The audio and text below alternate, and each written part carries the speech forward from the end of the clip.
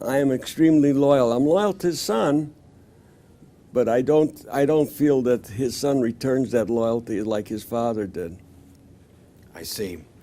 Did you ever see a time when the father, well, it was, you certainly knew him longer than, or knew of him longer than the 3 years you were alderman? Oh, yes. Did so what is your experience? That he always was loyal, or what? Yes, I always, no matter who was involved, I always felt that as long as you were loyal to him, he would return that loyalty. That's the feeling I felt. I served the Democratic Party from the time he became the chairman till he passed away, and I've always had that feeling that Richard J. would return loyalty with loyalty, and that was my personal feeling with him. Even as the lowest member of the Democratic Party, as a lowly first assistant precinct captain, then a precinct captain, I always felt that he would return loyalty with loyalty. People may not understand that there were more than one assistant precinct captain sometimes. Is that correct? Oh, yes. So in a typical ward, how many precinct captains would there be? Well, when I started out, my ward had 117 precincts, and now it has 45. But at that time, it had 117. It wasn't like it is now, where you had almost equal amount of precincts in each ward. So, in these 117 precincts, how many assistant precinct captains would be there? Well, when I started, I was the only assistant, and my precinct captain, half the time was inebriated, so I did most of the work. He would take all the credit, but I did most of the work. Right. But the committeeman knew this. I don't think so. I see. But he knew I was working hard, so he after a year he rewarded me with my own precinct. I see. And there's always been the story that Richard J. Daley actually had a book that had the votes of the various precincts in each ward. I think he did more than that. I think I over the years I found that he had maybe a dozen people in every ward not involved in directly in politics, that just regular citizens that he could call and say, what's happening in your ward? And over the years, I found out certain people that I knew he called. So these were his outsiders who were not affiliated with the party, but had a keen understanding of how things worked. Yeah, and he would call them, and he'd say, "What's happening? Is the committeeman doing okay? What about your precinct captain?" And he had them spotted in each ward, and he'd call them, and he'd have sort of like a secret army that a lot of people didn't even know about. Right. Now, what kind of individuals would these people be? Would they be like shop owners, or they'd be just mechanics? ordinary citizens. I knew one was an insurance man, and he was an Orthodox Jew, was an insurance man, and Richard knew him, and he would call him every once in a while. So he would meet people, and then he would get a feeling for them. That's right. And if he thought that they were sincere people, yeah, he'd meet them maybe at a church social or something like that. Right. He'd remember them, and he'd just call them on just out of the clear blue, and they would be very complimented by it, and they'd become his loyal followers, and they'd be complimented by the fact that the mayor sought their advice, and that kept his finger right on the public. So you think, so theoretically, if you take 50 times 12, he had 600 people that he would call from time to time for advice. He called maybe two in a ward, and he'd get a feel of each ward. So you call 2 in each ward. It's 100 people. You call. Yes. It's 100 calls, and you get a drift of what the public opinions are. Right.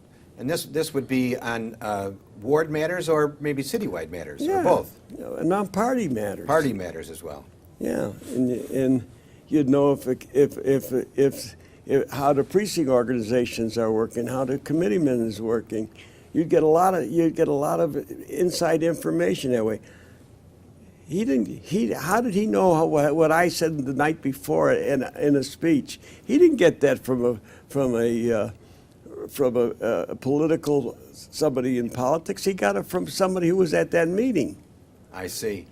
Would you think he would have called somebody and asked him to go to the meeting, or somebody would have done that for him? No, I think he just happened to call somebody and says, "What's happening in that aldermanic race?"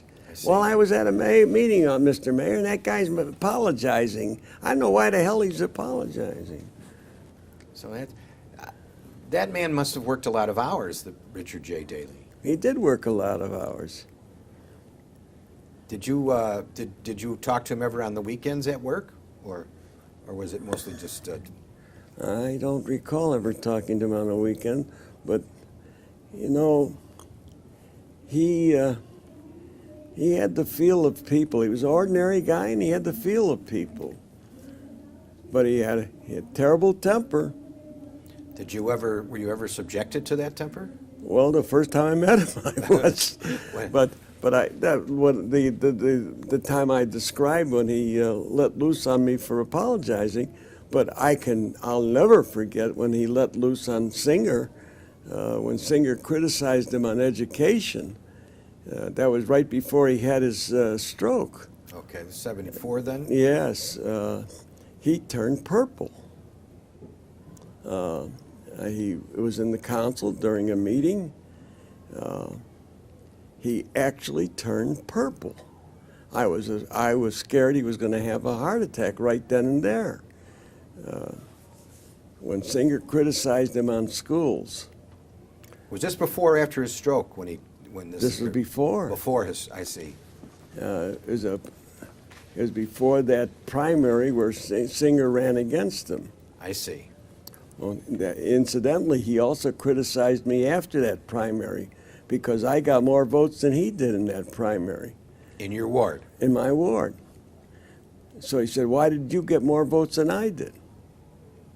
And I said, "Well, Mr. Mayor, you were running against Bill Singer. My ward was a heavily Jewish ward, and I'm Jewish, and you're not, and Singer's Jewish."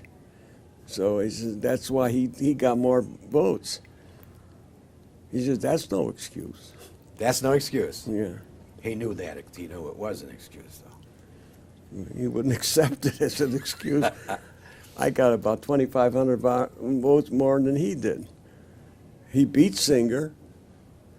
And listen, in that particular election, I had very, very poor competition. So most of my speeches, I talked about him. I went out campaigning for him, and he knew it, because I recall one of my speeches.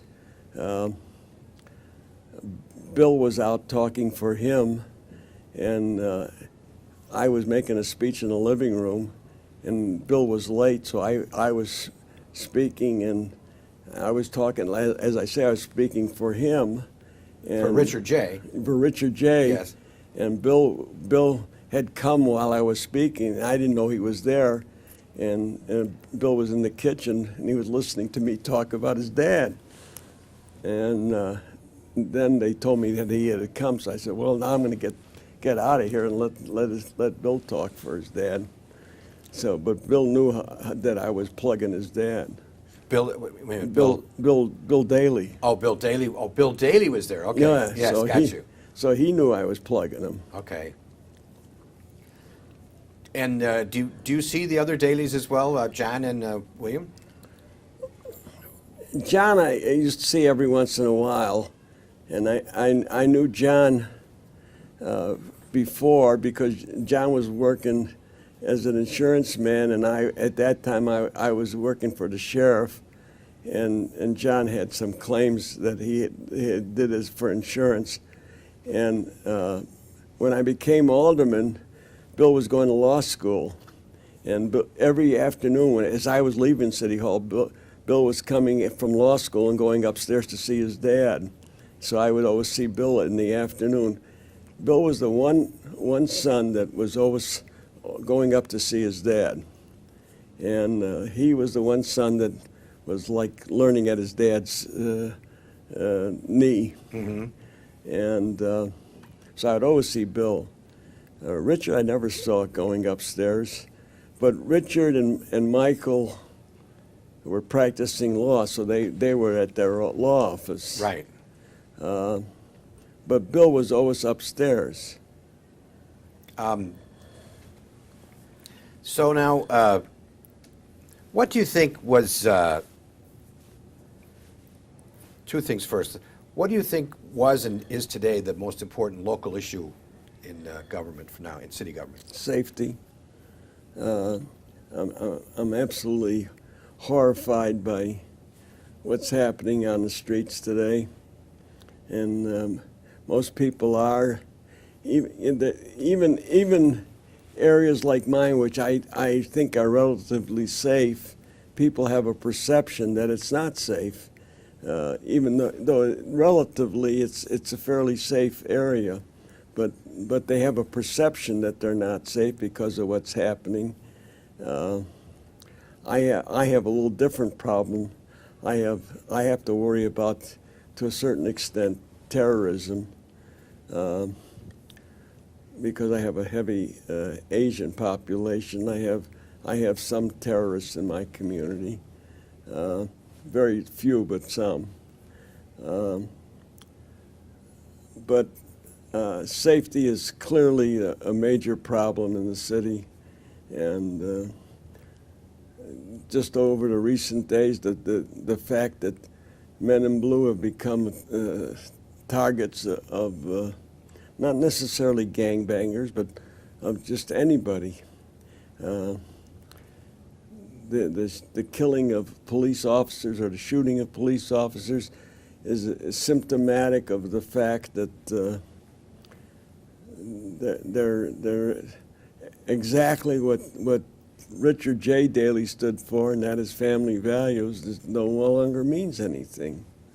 So you're saying that the societal family unit is broken down, and this is an outcome? Yes, that's exactly what I'm saying. People don't value life anymore. People don't. Drugs have become a primary motivating factor.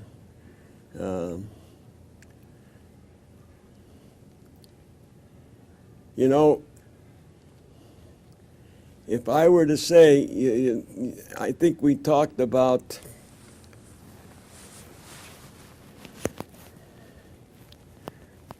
what was Mayor Daley's greatest accomplishment. Yes.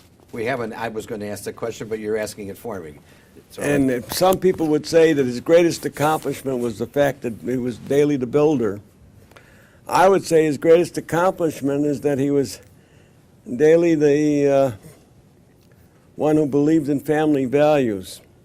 And I would say society, even through that horrible period of the Vietnam War, where there was a breakdown of some of values, even during that period, and that period was a very terrible period in our history, Daley still maintained a rigid belief in family values and tried to keep people together.